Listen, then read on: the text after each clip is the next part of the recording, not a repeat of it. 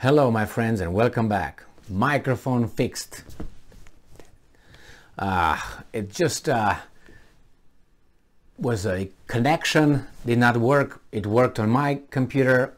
When I listened to it online, it was like not working at all. I hope now it works. I tried again. Let's go. I apologize for this. Technical difficulties. Reuters. Mexican president renewed asylum offer for Assange in letter to Biden. So Mexico's President Andrés Miguel López Obrador said on Monday he gave a letter to President Joe Biden where he defended Julian Assange's innocence and renewed a previous offer for asylum to the WikiLeaks founder. The United Kingdom last month approved Assange's extradition to the United States to face criminal charges relating to WikiLeaks' release of confidential US military records and diplomatic cables. I left a letter to the president about Assange, explaining that he did not commit any serious crime, did not cause anyone's death, did not violate any human rights, and that he exercised his freedom, and that arresting him would mean a permanent affront to freedom of expression, Lopez said. Lopez earlier this year said that he also offered asylum to Assange in a letter to then US President Donald Trump before he last left office and again at the beginning of Biden's presidency in 2021. Last month, Lopez Obrador called Assange the best journalist of our time. Wow! You need this socialist to defend freedom of speech. Obviously, it's not in his country, because probably if that would have occurred in his country, it would be like, where is he? Hang him yesterday. I'm just kidding, but not. Nevertheless, I hope nothing will happen. Assange will be extradited, will come here, we're going to go through a process, he's going to be found guilty of everything, he's going to go forever in jail, and that would set an example for everybody else who wants to expose certain things that they should not, because this is that. There's pros and cons on this issue. I would let a lot of information go out.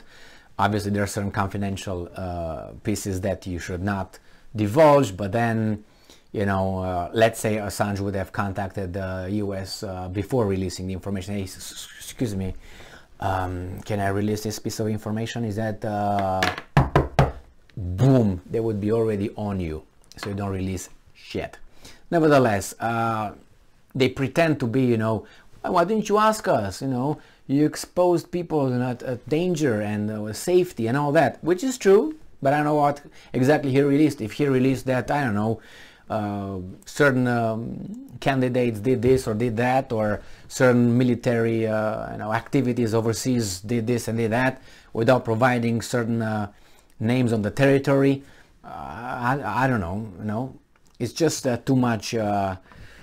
They can get you on anything. They can get this video and say that you violated whatever code of not supporting the whatever blah, blah, blah, blah, and you talk like this, and they can just grab you and they put you wherever and they interrogate you and you don't ever see the light again, like Guantanamo Bay. That's a different story, but there were some stories right after September 11 when there are some people just criticizing or saying, having questions on the official official report or statements and by the government and the dogma, the narrative, and there were questions by FBI. I remember when I watched it, still I think online, maybe it's still on YouTube, but it was right there, an older guy who was at the gym, and he just spoke with some colleagues over there at the gym, working out, and then the FBI came to the gym and talked to him about. Well, I understand that times are sensitive, in certain situations like this, but what I'm trying to say is they can get you on anything they want. It's if you become too important or too uncomfortable, then they will pay you a visit first, and then the same thing it was with another same, but I would assume the same would be the case. How these guys are functioning, how these institutions are functioning. They're actually, right? They're security forces. They're, making sure that we are all safe. So they gotta investigate and they gotta do this and they gotta do that.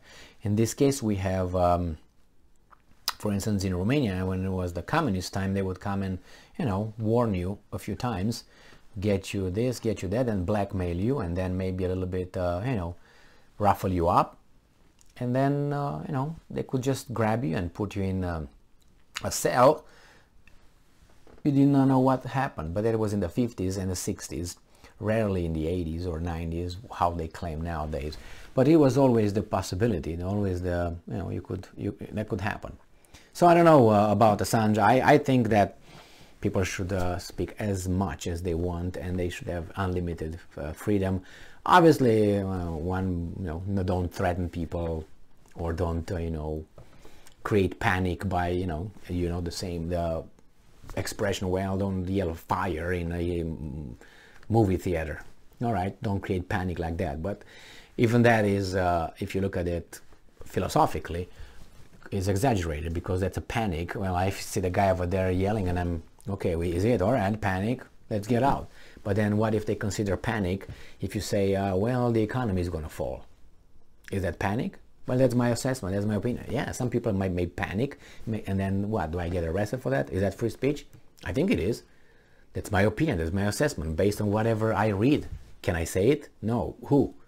Experts? Experts never made mistakes. So you see how it goes? Besides the experts, I don't give the experts level, because I met too many, and I read about too many people making really, really outrageous claims, and they were not proven to, occur by their, whatever they said, by whatever they predicted, and anybody was charged with creating panic? No, which is fine. That's what I'm saying. But here, that's why there's certain things that are subjective. And I know if I'm afraid to go outside because I see you on the street and I assume that you might be a criminal, then what? They should come and arrest you or investigate you because you're not from the neighborhood? Because I'm panicked, I'm afraid. That's, unreasonable panic. We don't have a reason, actually. But nevertheless, in this case, I support Assange. I think that he should, if his actions proved that people were injured or so on, yeah, by all means. But who's not? If I say to him, you always can say things that then you can say, well, you see, that occurred because of you. Like this, I can say that in the name of the scriptures, a lot of things happened, and there were some people who pushed certain wars because of the scripture and that. So what does that mean? I mean, it means that the people who pushed it, they are criminals. They really believed in those things. The consequences were this. People who went over there, I mean, it's not the best analogy, I understand that, but I think the point is, with being subjective, you can always find something that is unpleasant and get someone in trouble. Thank you very much for being with me again today. Stay strong, stay smart, look for the truth, and be just.